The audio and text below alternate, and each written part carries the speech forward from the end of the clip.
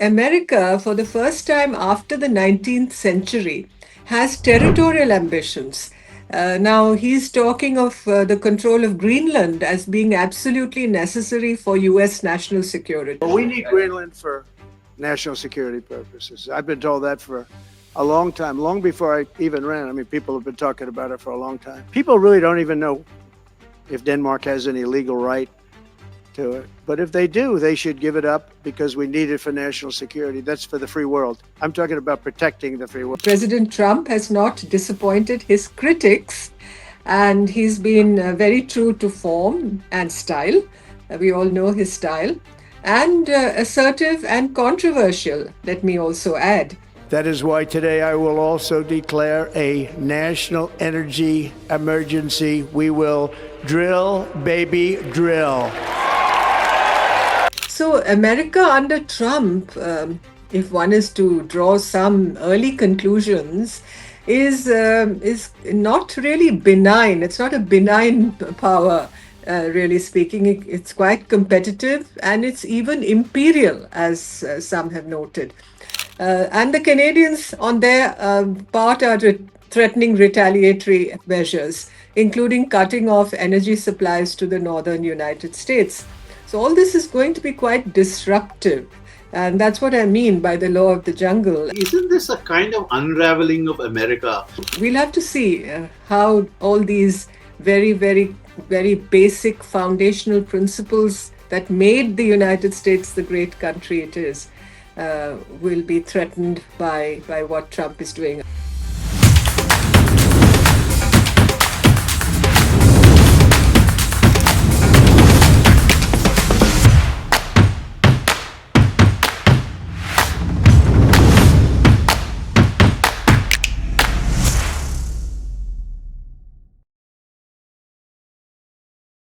Hello and welcome to Inside South Asia with me, Amit Baruah, your host for this episode.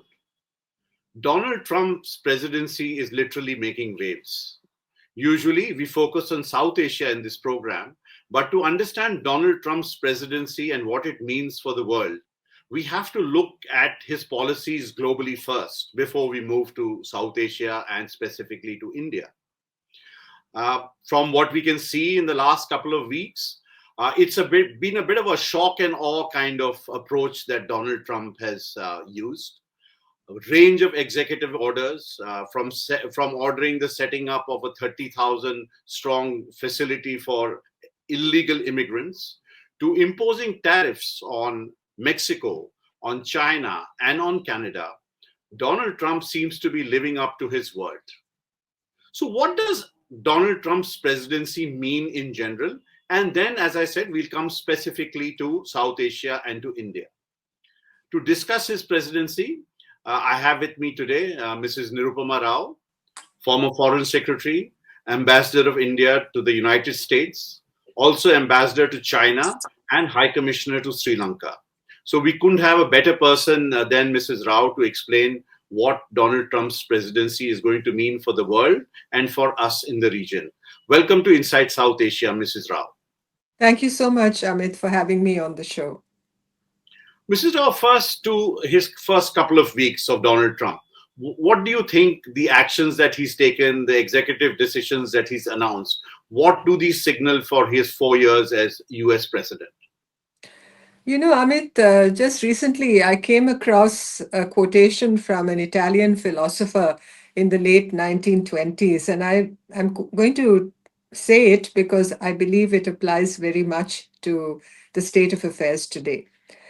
The old is dying and the new cannot be born. In this interregnum, great variety of morbid symptoms appear. So that is the scenario, and geopolitics, I believe, has really returned with a vengeance, as many people say. Now, you asked me about the impact of the first weeks of the Trump presidency. And let me just say that President Trump has not disappointed his critics, and he's been very true to form and style. We all know his style, and assertive and controversial, let me also add. Look at his executive orders, for instance, on immigration. energy policy, the federal bureaucracy, and now, of course, on tariffs. So it seems, as far as tariffs are concerned, and what he has to say about certain countries with which the US has trade issues, it's more like exacting tribute, I believe, rather than just imposing tariffs. Now, on the immigration side, they're talking of mass deportations. He wants the immigration and customs people to at least record 1,000 deportations per day, which is a pretty huge number. His energy policy about the drill baby drill, and he wants fossil fuels back with a vengeance. So he's withdrawn from the Paris Climate Agreement. He's suspending several environmental regulations. And of course, he's pardoned approximately 1,500 individuals involved in the January 6th, 2021 attack on the Capitol. So this is all characteristic of his style, which resonates very much with his base, as you know. And obviously, these are very controversial measures and they could generate legal challenges. Most importantly, I think what you're seeing is a cult of personality that is being carefully cultivated by Mr. Trump. And that's not something you see normally in large old democracies. And they say that this second presidency is quite a paradoxical project. And he, in fact, declared at his inauguration that he doesn't believe in the impossible, that he can accomplish almost anything. So you see the unfiltered approach, very aggressive, nationalistic. So America under Trump, if one is to draw some early conclusions, is not really benign. It's not a benign power, really speaking. It's quite competitive and it's even imperial, as some have noted. And it's backed. Trump is backed by a Republican Congress, as you know. So there's nothing to restrain him, at least for the next 2 years. So there are interesting times ahead, I'm afraid. So, Mrs. Rao, in a recent article that you wrote for the Hindu, you mentioned that the world may well be governed by the law of the jungle, the new playbook, as it were. You spoke of that. So, could you explain to our viewers a little more what you mean by that? So when I referred to that, I was implying that President Trump is fairly unilateral. He is extremely assertive. And, today, what is really noteworthy is from his statements, one can only draw the conclusion that America, for the first time after the 19th century, has territorial ambitions. Now, he's talking of the control of Greenland as being absolutely necessary for US national security. That's, one point. You know what he said about the Panama Canal, that, he's not satisfied with the state of affairs and it should come under US control. And that has generated quite a, number of protests in Panama from the people who say that it belongs to Panama and it doesn't belong to anybody else. Now, as far as tariffs are concerned, you've seen what he's said on Canada. Because he's putting pressure, really. He wants neighbors to address illegal immigration, wants them to address drug trafficking, particularly the fentanyl problem. And the Canadians, on their part, are threatening retaliatory measures, including cutting off energy supplies to the northern United States. So all this is going to be quite disruptive.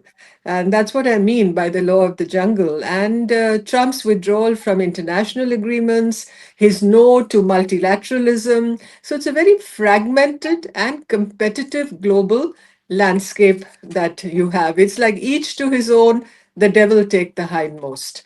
So you can see that things are not so normal, as it were.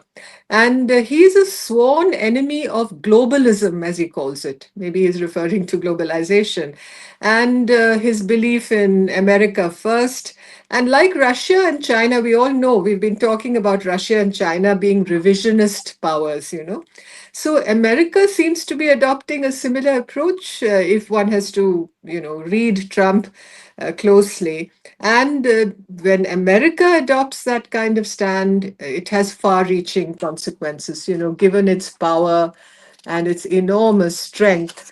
Therefore, if Trump is going to contest the liberal international order, every aspect of it, trade, alliances, migration, multilateralism, solidarity between democracies, for instance, he doesn't care about that.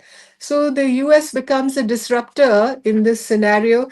And, you don't want anarchy in the world order. But I'm afraid we have to gird ourselves for it today. It's like buckle up, brace. That is the situation. And what's your sense? I mean, isn't this a kind of unraveling of America? Because, even in our country, successive prime ministers, with differing views, differing ideologies, have been very close to the American point of view. They've really cultivated relationships with America. And so is the case with everyone else. I mean, the Chinese have issues with the Americans, but at the same time, bilaterally, they remain engaged and they've tried a lot to build relationships despite all their differences. And that's the case with other powers as well. So, what is your sense? I mean, will Trump be able to sort of, dismantle, as it were, every aspect of US foreign policy? There have been many criticisms of that foreign policy. I'm not going into that now. But in a sense, does it represent an unraveling of America as we know it?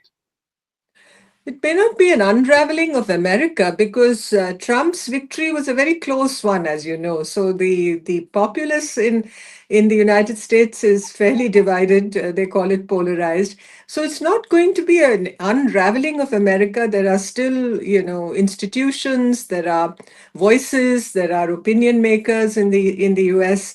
that are speaking out against some of these or all of these policies, for instance. But the only hope one has, and perhaps the expectation is a realistic one, that every democracy has self-correcting mechanisms, and I hope that institutional those voices that you hear and the actions they take will be able to check some of these activities. For instance, on birthright citizenship or even on immigration, and the fact is that the debate in the US is a very, very lively and very, very textured and productive one on these issues. And we'll have to see what kind of opposition builds up against Mr. Trump. But all in all, it represents a shift in the way America has looked at the world all these years for almost a century now. It's been a kind of beacon of democracy and freedom and human rights for people everywhere. The huddled masses, as Emma Lazarus's poem talked about when she wrote about the Statue of Liberty. So we'll have to see how all these very, very, very basic foundational principles that made the United States the great country it is will be threatened by what Trump is doing. Of course, he has only 4 years in his presidency. He's not going to be elected again. Uh, and I don't suppose he's going to change that dispensation. But these 4 years will be very crucial. You also mentioned, Mrs. Rao, that he has control of the Congress. Yeah. Plus, he seems to have a friendly Supreme Court as well. Hmm. So, you did mention checks and balances, but two very critical organs of governance in the United States seem to be aligned with his thought process. Exactly, and that's for the next 2 years. You've seen the way the confirmation hearings have proceeded, and people like Hexet and others have been confirmed. There's very little opposition at this moment to what Mr. Trump wants and desires, and he seems to be pursuing his aims with a vengeance. As I said, I spoke about the chaos and the anarchy and the disruption that can occur. And the fact is, what happens in America doesn't stay in America. It has an impact for all the rest of the world, for America's neighbors, for the region, and indeed for the multilateral order. So today, for us, the other countries involved, and we have close relations with the United States. I'm not saying that those relations are fundamentally affected by all this. There's a certain momentum, certain progress that has been registered, and there's a certain content and substance to these relations that have really been built up over the years and cannot be set aside. And Mr. Trump has a positive view on India, as far as I can see, and his chemistry with Prime Minister Modi has been particularly very positive and good. And these are factors one can build on, as we can on the substance and content and the shared security interests that our two democracies have, particularly in the Indo Pacific, and the solid defense and military relationship that has been built up between India and the United States, even though we are not allies, but we are certainly strategic partners who share a very comprehensive partnership. To come to South Asia, Mrs. Rao, I want to look a little bit at American power and its role in the region. And to my mind, Afghanistan comes first. The way the US withdrew from Afghanistan, leaving millions of dollars worth of armaments in Afghanistan, which is still an issue, which dogs the region. So I want to understand from you, looking at South Asia, looking at that withdrawal, that quick, fast withdrawal as if you wanted to cut and run.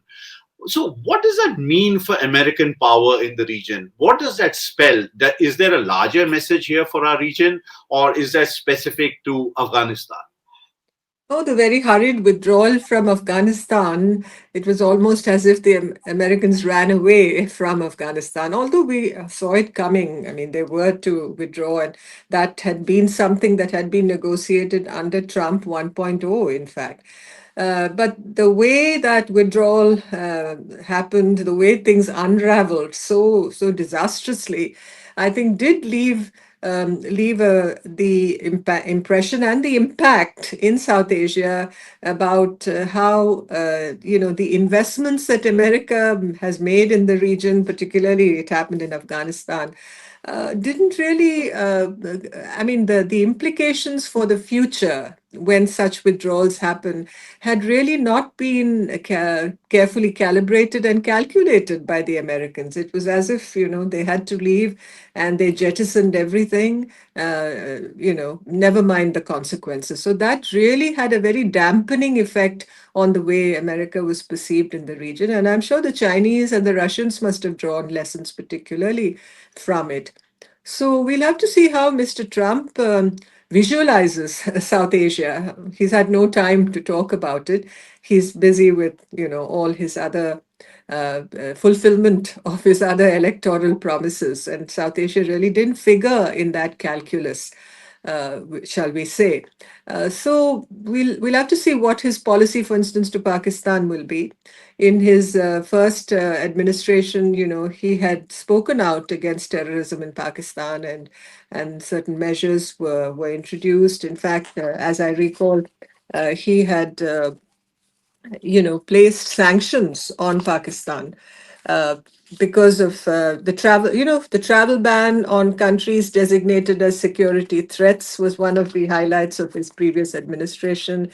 It saw the suspension of military aid to Pakistan because of allegations of harboring terrorist groups, and it's quite likely he'll continue that policy. I'm not saying he won't, but he is unpredictable. And that unpredictability may be in full play here, if one may say. And so there will be a fluctuating kind of temperature, I believe, for instance, in relations with Pakistan.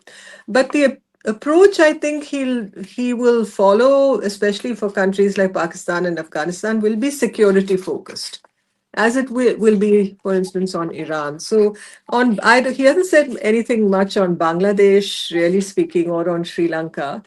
And I don't believe that is really going to come on the radar for at least the foreseeable few months, unless some crisis breaks out and there is need for the Americans not to intervene, but at least to be able to be concerned about what happens. And being a global superpower, they're concerned about everything that happens anywhere in the world. So that can't be ruled out. But I think relations with India will be in very sharp focus. I mean, because So, India to is pick too up on big. that, yeah, to pick up on that, Mrs. Rao, coming to India, and again on a because Mr. Trump used it at a multilateral level. I mean, Mm, he's threatened 100% tariffs on BRICS nations. If they exactly.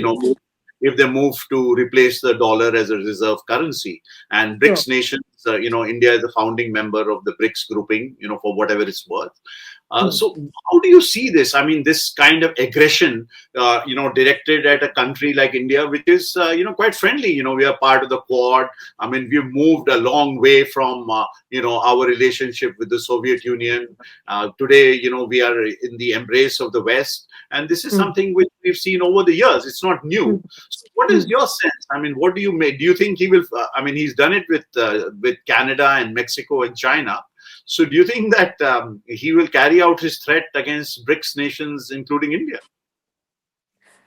Well, he has warned BRICS nations against efforts to replace the US dollar. You've seen, he's repeatedly said that. He wants the US dollar to remain a global reserve currency, and he's stated that any actions that move towards de dollarization would attract 100% tariffs on exports. So, this is obviously a threat.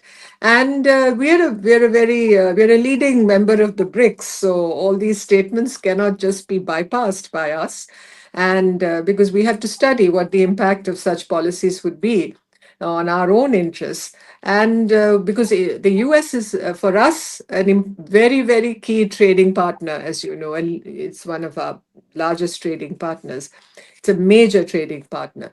He's talking of these tariffs making America rich as hell, as he calls it. I never knew hell was a rich place, but certainly he sees it that way.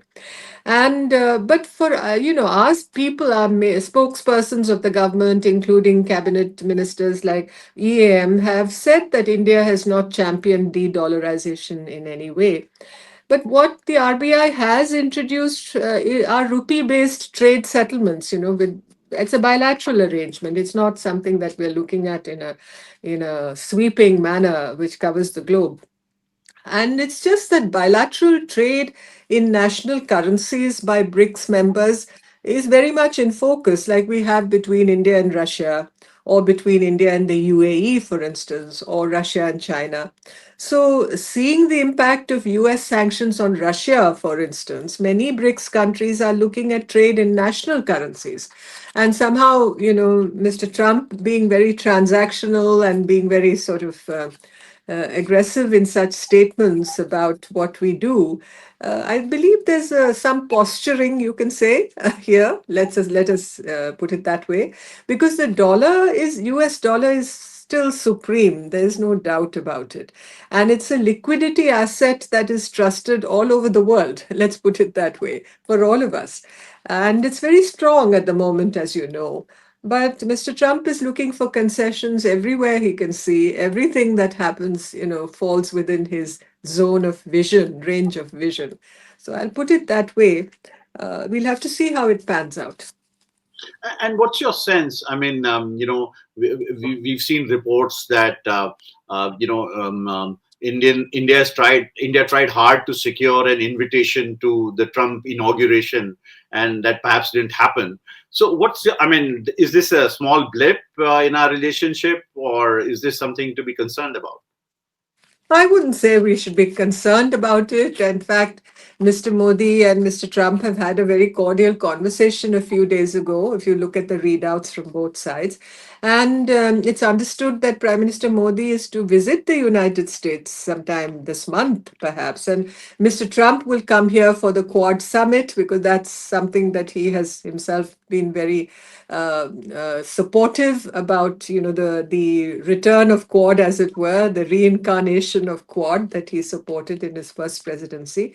So all that has happened, and as I said before, there's a comfort zone between Mr. Trump and Mr. Modi, and both leaders seem to like that, and be very supportive of that continued rapport and communication between him and Mr. Trump. So it's this personal rapport. I think that is important, and it facilitates for smoother bilateral relations between the two countries, and it could be crucial, I believe, to navigate challenges that may happen or may occur because this kind of mutual confidence in each other is to the interest of both countries, and I think that is something that should help us. But all the same, I believe that for us, as far as India-US relations are concerned, and indeed for our diplomatic relations with the rest of the world,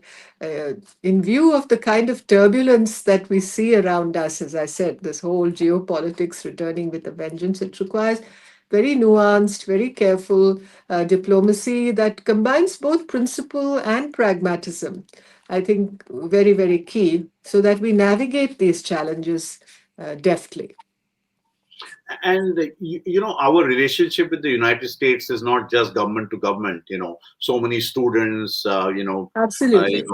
high tech persons, moving there. So, could you explain to our viewers these slew of measures that he's taken against immigration and immigrants?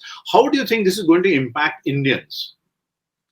Yeah, we have a huge presence in the United States now. Exponentially, it's been growing, and students, I mean, almost 300,000 at last count.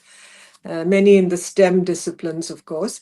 Now, Mr. Trump, has announced a slew of policies, the deportation of undocumented immigrants, for instance, and I believe India has agreed to repatriate approximately 18,000 of our citizens residing illegally in the US. Of course, all these cases we have to check very carefully because it's in our national security that no non-citizens enter the country, and given the history of very turbulent history of terrorism and non-state actors that have interfered with our peace and security.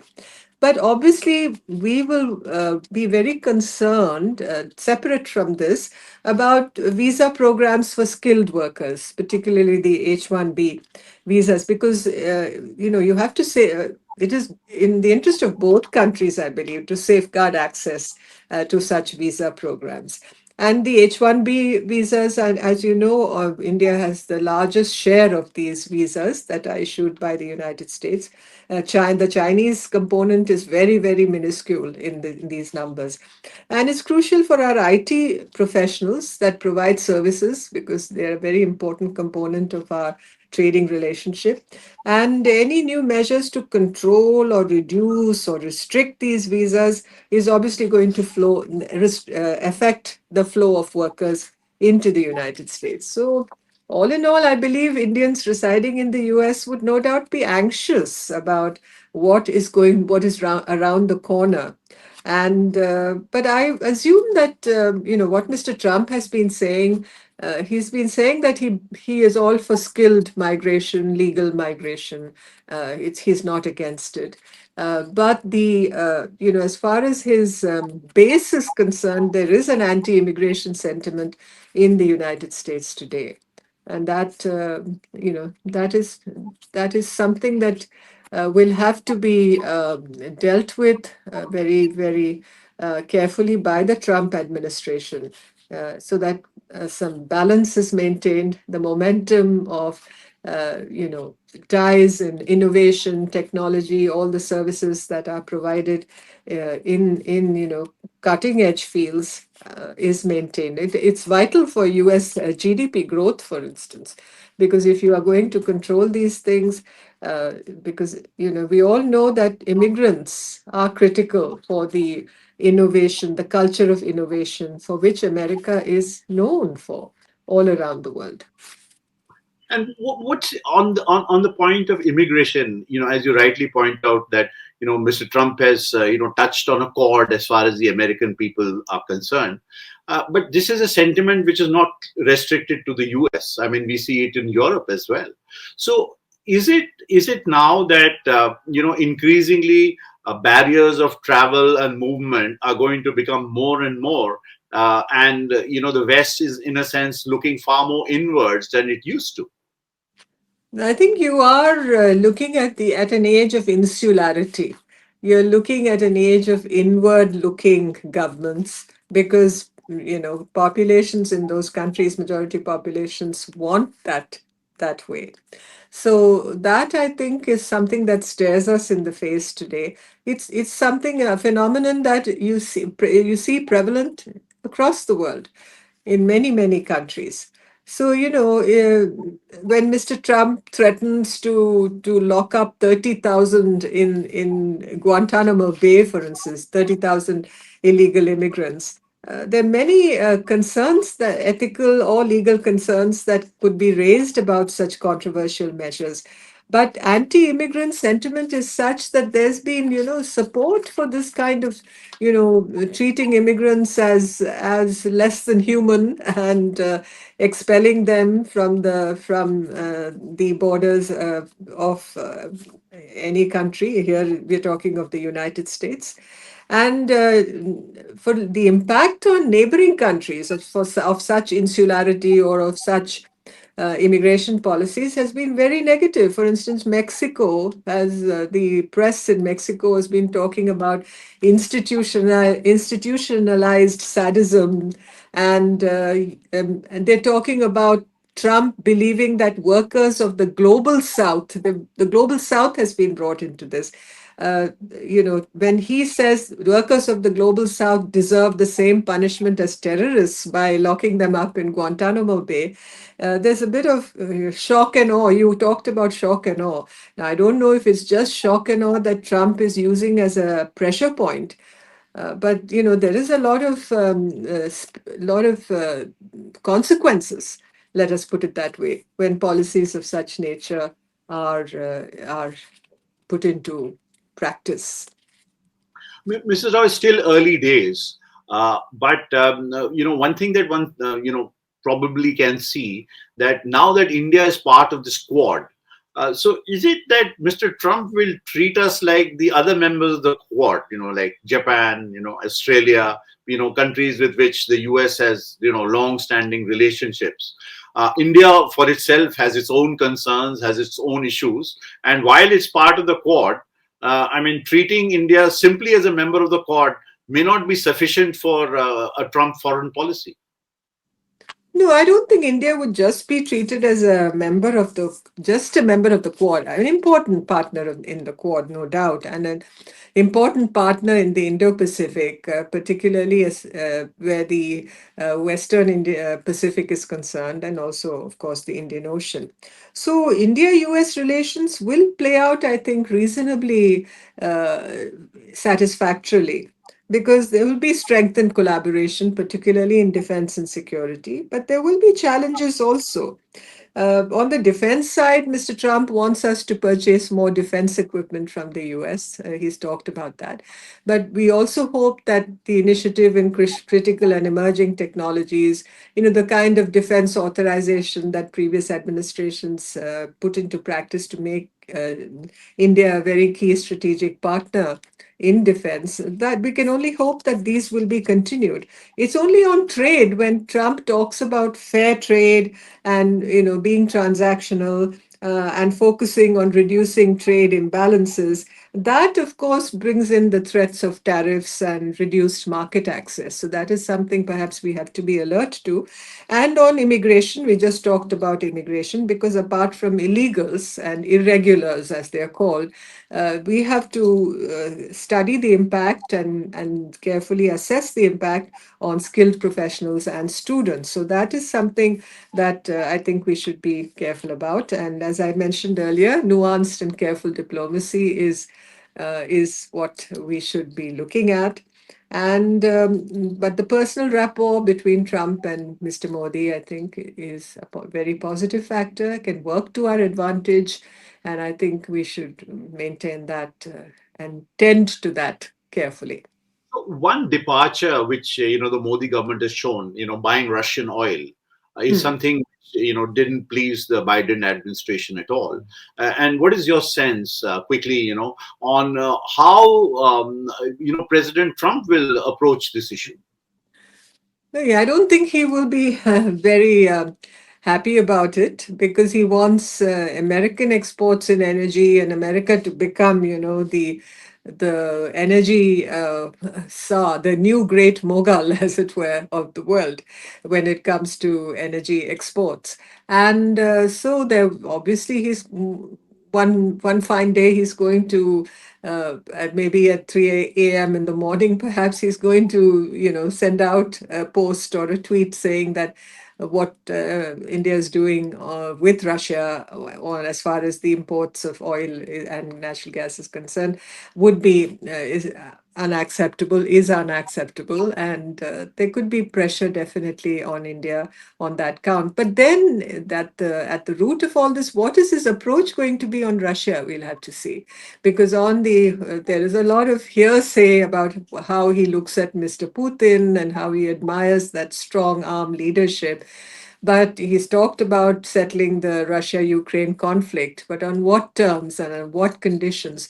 So all these things, I think, will have to be looked at simultaneously when it comes to the Russia factor. And as I said before, the US is approaching or looking at being fairly revisionist when it comes to the world order, just as Russia is, just as China is. So this triumvirate, as it were, that is emerging, uh, not entirely working, not at all working together, especially where US and Russia and China are concerned, it makes for disruption as far as the global order is concerned. Well, I think, Mrs. Rao, the key word from whatever you've spoken of is disruption. I take that away. The law of the jungle, anarchy. So basically, we are in for turbulent times. I think perhaps that's the sum and Perhaps, substance. Yeah. perhaps there's so many scenarios. I mean, there could, yeah, there could be conflict, there could be accidental wars, but there could be, globalization, as somebody said, without the United States. Uh, uh, there could be, a compact between US and China. Who knows? Because Mr. Trump has spoken of Mr. Xi Jinping also in fairly laudatory terms.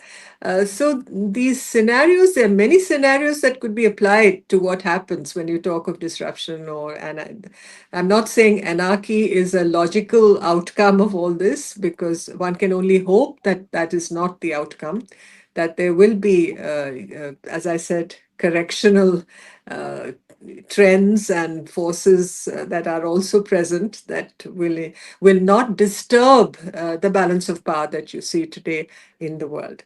And for countries like ours that have pursued strategic autonomy with great passion and commitment, and who speak of multipolarity, who speak of multi-alignment, I think this the we have to move very deftly, very nimbly, and we have to have a very future-oriented foreign policy that has that strategic coherence that can deal with these situations.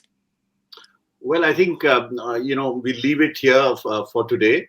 But clearly, there's a lot more there's a lot more for analysts to digest and talk about, because Mr. Trump, as you pointed out rightly, he may put out a tweet at any time, and the tweet seemed to reflect more of foreign policy than anything else so far that we've seen.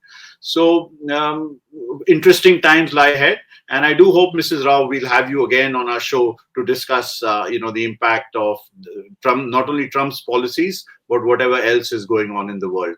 Thank you so much for talking to Inside South Asia. Thank you very much, Amit.